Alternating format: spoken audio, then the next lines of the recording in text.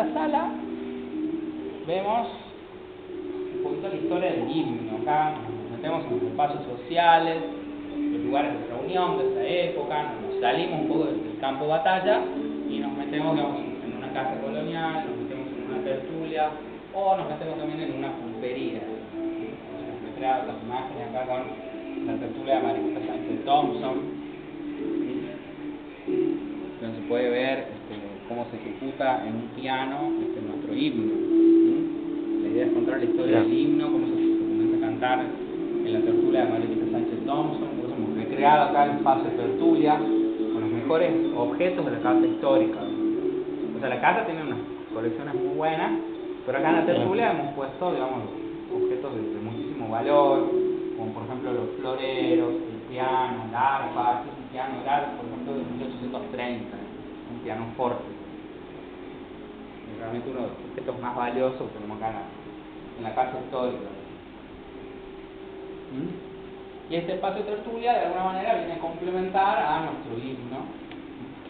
La idea es narrar acá la historia del himno nacional, que es concebido como una marcha militar hasta 1813, por eso tenía en su letra, tenía estrofas, por ejemplo, que eran alusivas hacia España, donde se lo trataba como un león rendido a los pies de Buenos Aires. Después tenía muchas frases que tenían ciertas ofensas, porque tenía un contenido guerrero, militar. Entonces, a fines del siglo XIX, con la llegada de los inmigrantes, estos inmigrantes no se sentían a gusto, se sentían incómodos con esta letra, entonces le piden a Roca si podía hacer algo. Entonces, en 1900 Roca hace un decreto para modificar la letra del himno.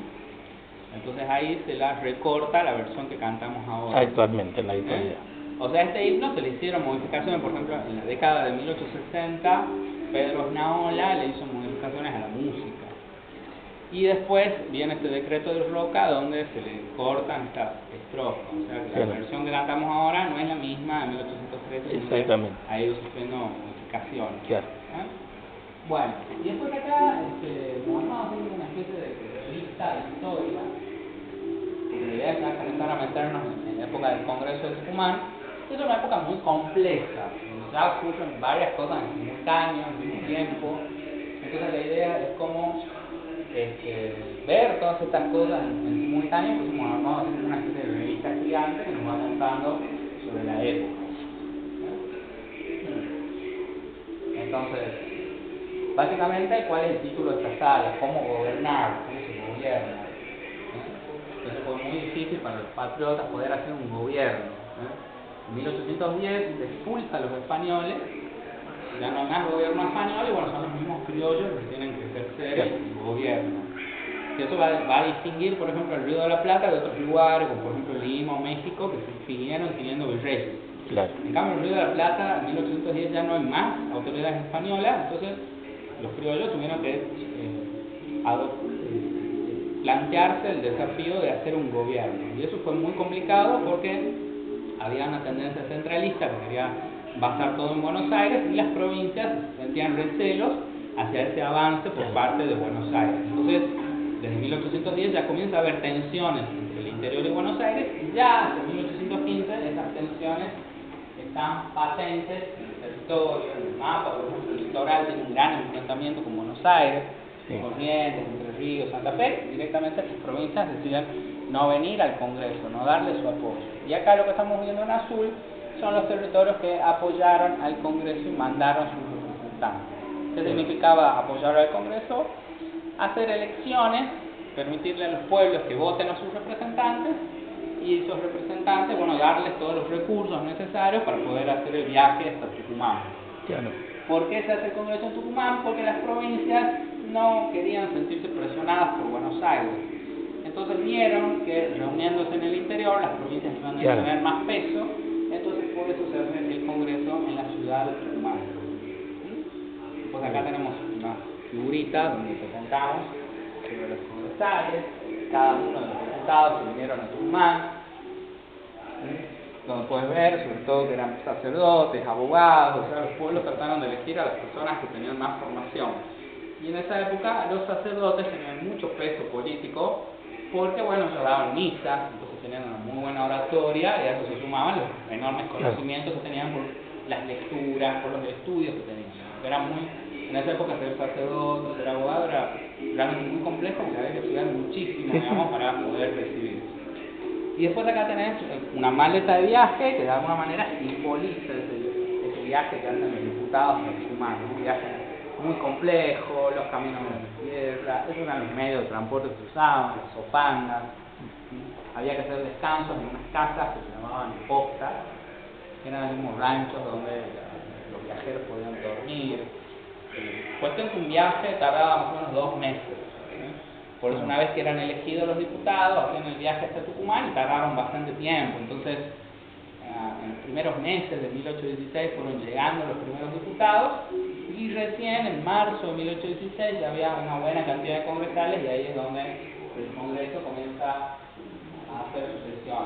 Juan, nombraste las postas. Sí. ¿Posta Guardia de la Esquina se registra algo acá? Estaba en el camino real al Alto Perú, Claro, los orígenes de San José de la Esquina, por eso pregunto. Nosotros hemos marcado 2 postas, así como porque son muchísimos. Claro. Nosotros hemos marcado la cabeza de tigre Ajá. y la posta de Yatá. Esto, lo que está en amarillo son las postas. Cada una es posta, o sea, son... Este mapa está tomado de un atlas histórico, o sea que son fehacientes los datos. Todas estas son postas, o sea, son un montón, porque estaban cada 20 kilómetros y ya había una posta. Ya. Tenían que estar, porque en la época del virreinato, la corona española había hecho todo un reglamento para mejorar los caminos y las postas, porque no había muchas postas, entonces lo que hicieron la corona española fue mejorar las comunicaciones y los caminos, porque imagínate, un viaje era muy largo, entonces había que tener postas más seguidas para poder descansar.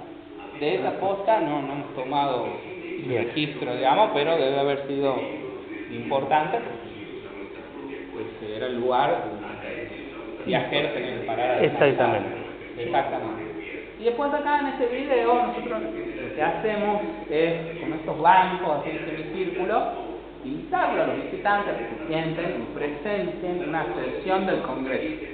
Acá como que es un resumen de los debates que dio el Congreso de Tucumán. Entonces la idea es que los visitantes no se queden solo con esa idea de la independencia, que es muchas veces la idea que tenemos en la cabeza, ¿no? Del anteojito, el indígena, que hemos estudiado, que bueno, el Congreso declaró la independencia y no hizo nada más. No, en realidad el Congreso hizo un montón de cosas. Algo muy importante, por ejemplo, fue nombrar un director supremo, que lo nombró Pueyrredón, y Pueyrredón va a ser un gran apoyo para San Martín, o sea que de manera indirecta el Congreso va a colaborar con el Congreso de los Andes, porque lo que va a hacer Pueyrredón es darle los recursos económicos para que San Martín pueda cruzar el mar. Después comienza todo un debate sobre la independencia, lleva varios meses la cuestión de la independencia, no es que el 9 de julio los debates, sino que ya lo venían tratando.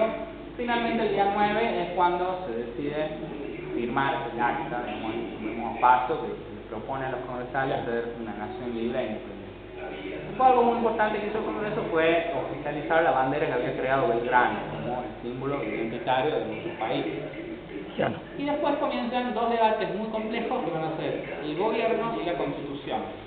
Va a haber varios proyectos, por ejemplo la idea era hacer una monarquía inca, con el rey inca, con la capital en Cusco, después hacer una federación, hacer una república, o sea, los distintos congresales van a ir proponiendo proyectos, pero ninguno de esos proyectos va a prosperar, van a encontrar muchos inconvenientes, muchos pros, contras. El proyecto de la monarquía incaica tenía varios puntos que eran en contra y que eran medio complicados de poder hacer.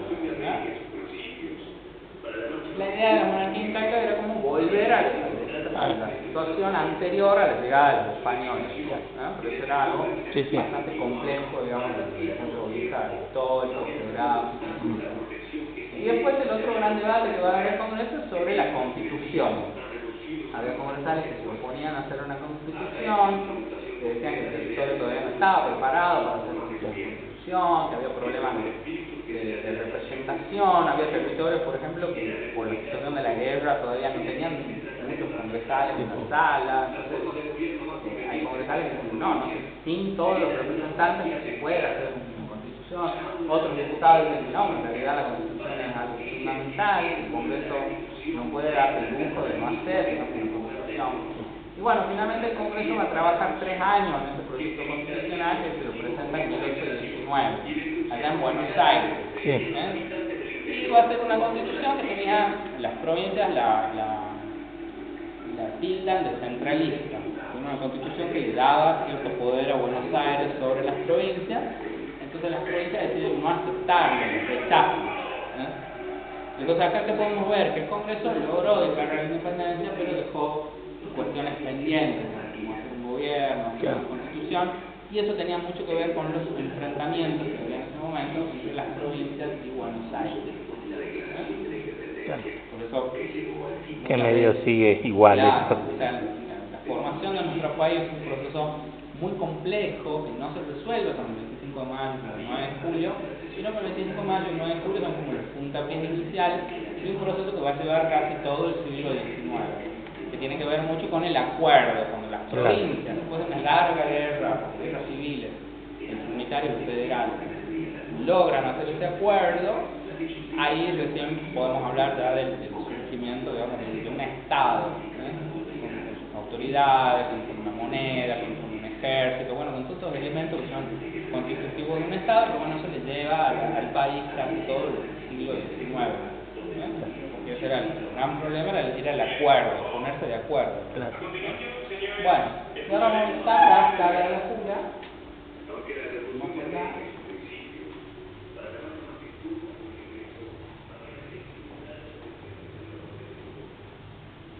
Vamos al salón, la parte más importante de la casa. ¿Esta requería la sala donde se firmó la independencia? Claro, acá la sala es donde se declara la independencia. ¿Por qué es muy importante para nosotros? Porque es lo original, es lo único que queda de la casa. La sala tiene, por ejemplo, las baldosas son originales, tiene los muros, están hechos de adobe, también son originales. Los techos sí tuvieron que ser restaurados, estaban dañados los originales, los techos tuvieron que hacerlos de vuelta,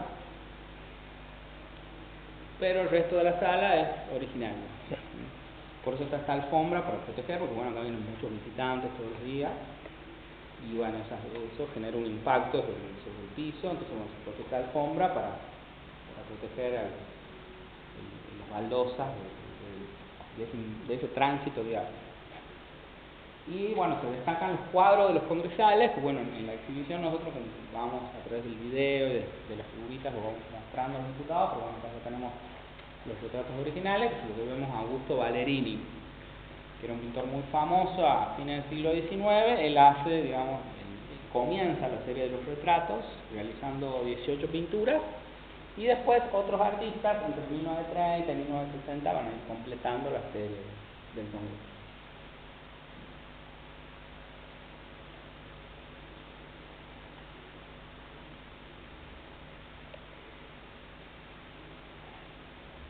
Y después acá tenemos el acta de independencia, que podemos decir es el documento más importante de nuestra historia.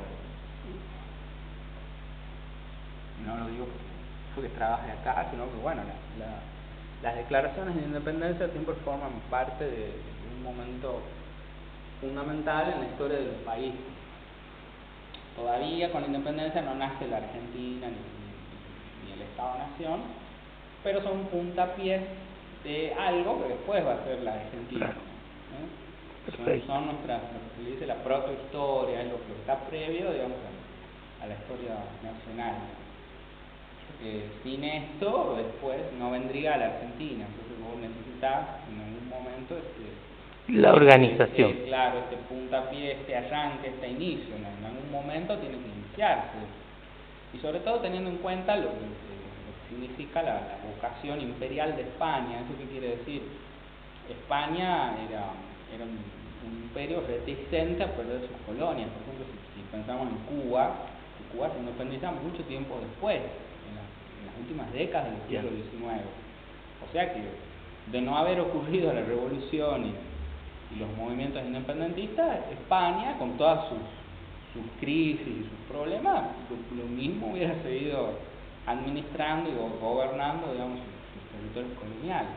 O sea, no estaba en la voluntad de España ceder y darle autonomía a sus territorios. Por eso son muy importantes los movimientos de independencia, porque son los criollos los que dicen, no, acá hay que ponerle un freno. El pueblo que se manifiesta. Y terminan con el dominio español, y si no, España hubiera seguido gobernando sus territorios, sus colonias, sin haber hecho ninguna concesión.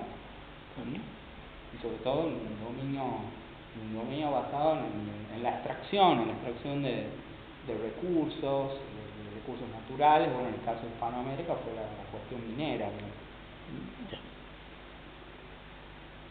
Bueno, no sé si simplemente, bueno, agradecerte por esta visita, por mostrarle a la gente de San José de la esquina Santa Fe.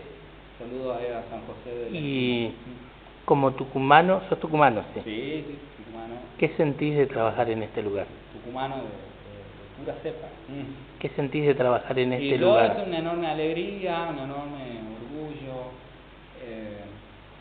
Por ejemplo, el otro día vinieron excombatientes de las Malvinas, como se emocionaron mucho. Todos los turistas vienen envueltos con la bandera argentina, muchos se arrodillan, se persignan, mucha gente que se emociona y llora. Bueno, para mí es un gran orgullo y motivo mucha alegría poder estar trabajando acá y recibir, digamos, siempre con las puertas abiertas de casa a todo el pueblo argentino. Porque bueno, yo siempre digo que los tucumanos tenemos la suerte de tenerla acá en la casa, pero que es una casa que pertenece a todo el pueblo argentino, a todos los argentinos, así que siempre contento de recibirlos. ¿Siempre está abierta a los turistas, a la gente que viene? Tiene su horario, obviamente. El lunes es el único día que está cerrado la casa, porque ese día es para mantenimiento, para limpieza, porque los fines de semana viene muchísima gente. Bien. Entonces el lunes se toma para limpiar el edificio, para recibir después durante la semana los turistas de las escuelas. Y el museo abre por la mañana y por la tarde.